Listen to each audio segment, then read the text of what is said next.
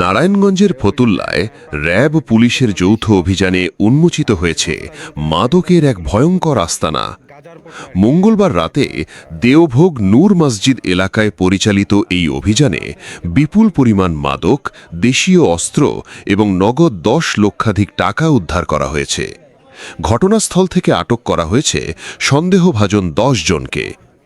RAB জানায়, এর আগে বোয়ালিয়াখাল এলাকায় মাদক বিরোধী অভিযানে হামলা চালিয়ে র্যাবের 3 সদস্যকে কুপিয়ে আহত করে দুর্বৃত্তরা।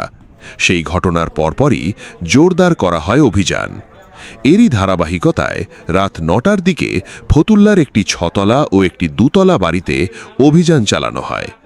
অভিযানে উদ্ধার করা হয় প্রায় 5 মণ গাঁজা, 10 থেকে 12 হাজার পিস ইয়াবা, নগদ অর্থ, টাকা গোনার মেশিন, ড্রোন সহ বিপুল পরিমাণ দেশীয় অস্ত্র।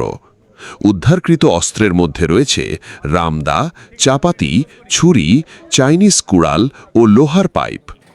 আইনশৃঙ্খলা বাহিনীর ধারণা, এই বাড়িগুলো দীর্ঘদিন ধরে মাদক ব্যবসা ও অপরাধমূলক কর্মকাণ্ডের ঘাঁটি হিসেবে ব্যবহৃত হচ্ছিল। আটককৃতদের ফতুল্লা থানা পুলিশের কাছে হস্তান্তর করা হয়েছে এবং তাদের বিরুদ্ধে মাদক ও অস্ত্র আইনে মামলা প্রক্রিয়ায় রয়েছে। স্থানীয়দের দাবি, এ ধরনের অভিযান অব্যাহত থাকলে নারায়ণগঞ্জ থেকে মাদক নির্মূলে বড় ভূমিকা রাখবে। স্টে টিউনড, আরও আপডেট পেতে আমাদের সাথেই থাকুন।